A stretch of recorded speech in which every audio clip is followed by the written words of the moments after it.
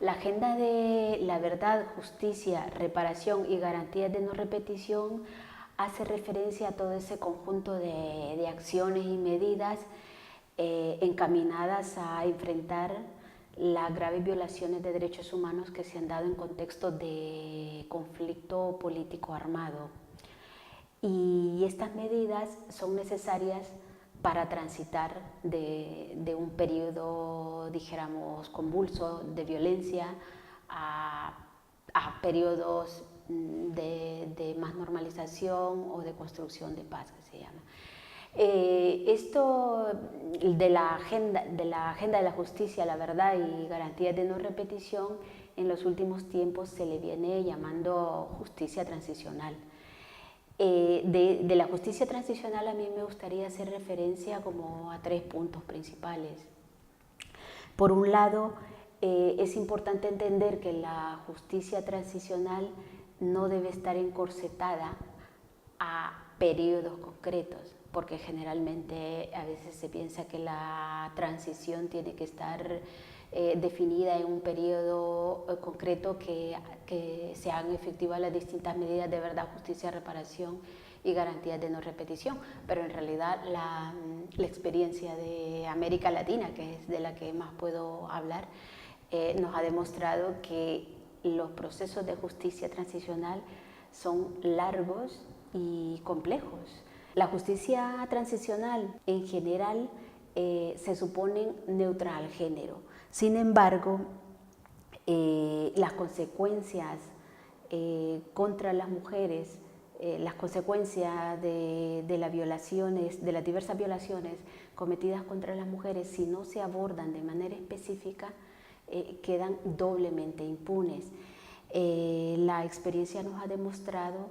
que ha sido principalmente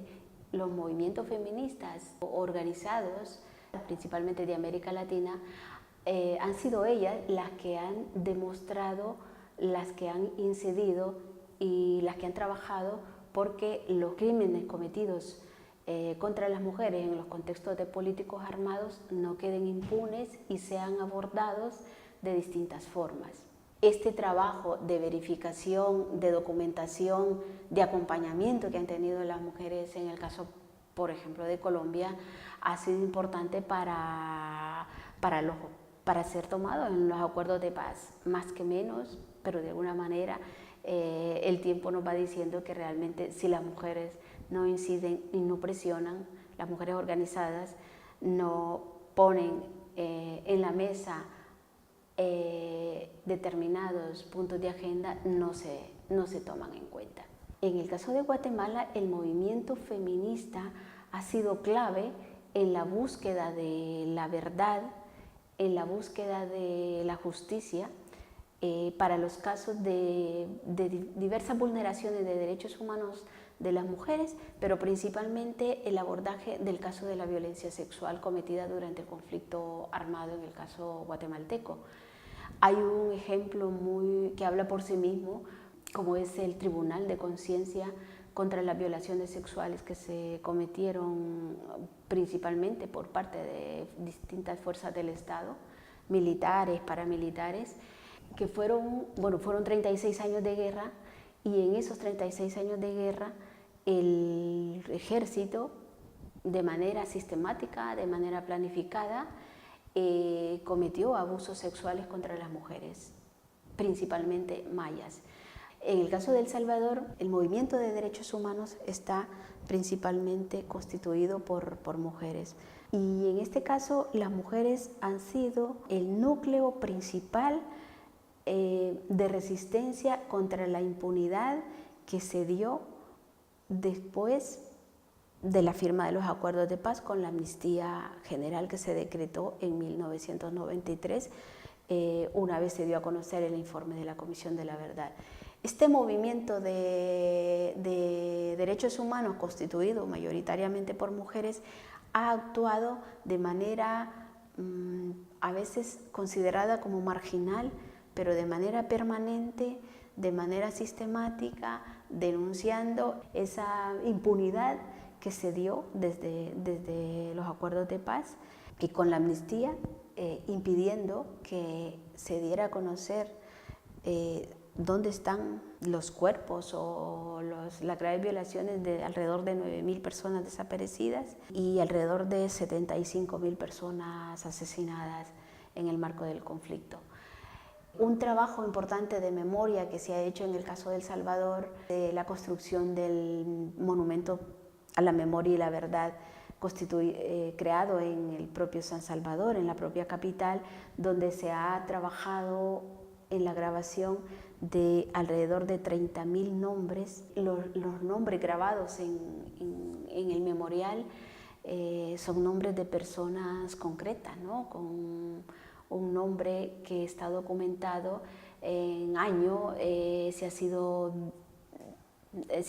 asesinado o ha sido desaparecido, y eso ha ayudado principalmente a las víctimas a crear un espacio de convocatoria que ayuda a hacer esos duelos que no se han hecho por el tiempo de guerra, como se dieron los asesinatos y las desapariciones. Otro de los trabajos de memoria y resistencia que se ha dado desde las mujeres es en el caso del Sáhara Occidental, en el Sáhara ocupado. Nosotras hemos hecho un trabajo de acompañamiento a mujeres que quieren trabajar en la documentación de casos y de la acción política de las mujeres en el caso del Sáhara ocupado, y ha sido un trabajo importante porque al igual que en el caso de El Salvador, en el caso de Guatemala también, mucha del movimiento de derechos humanos está constituido principalmente por mujeres. En el caso del Sáhara Occidental también el movimiento de derechos humanos está constituido mayoritariamente por mujeres.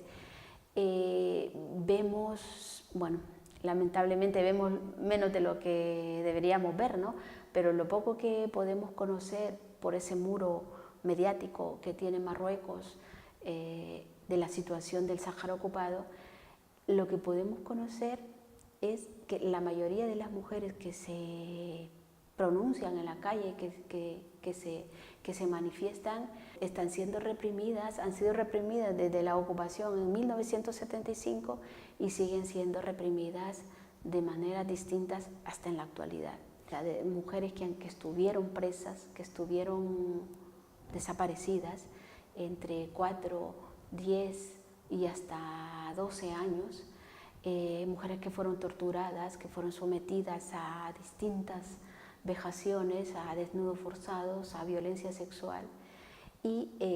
las mujeres cuando han salido, muchas de las mujeres cuando han salido de los casos de detención y de desaparición inclusive, han salido con un nivel de impacto importante, como podemos imaginar,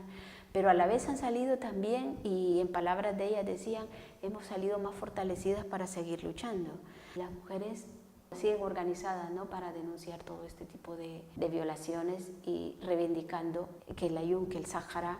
en su conjunto sea devuelto a los saharauis y a las saharauis. En esta agenda de justicia transicional es clave el último concepto del que he mencionado antes, ¿no?, sobre garantías de no repetición, porque cuando decimos garantías de no repetición también hay que abordar aquellas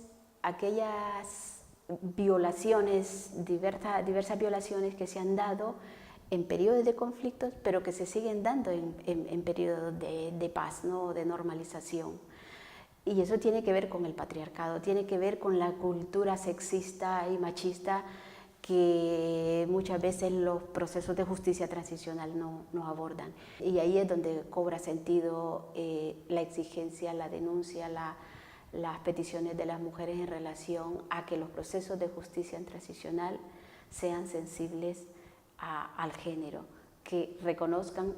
la verdad que han puesto las mujeres, que se repare de manera integral las diversas violaciones que han sido cometidas contra las mujeres, y precisamente que se aborde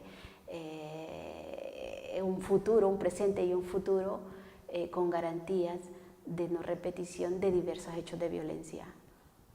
institucional, estructural, pero también cotidiano a nivel de pareja, de próximos, en el ámbito más cercano, más íntimo y más comunitario.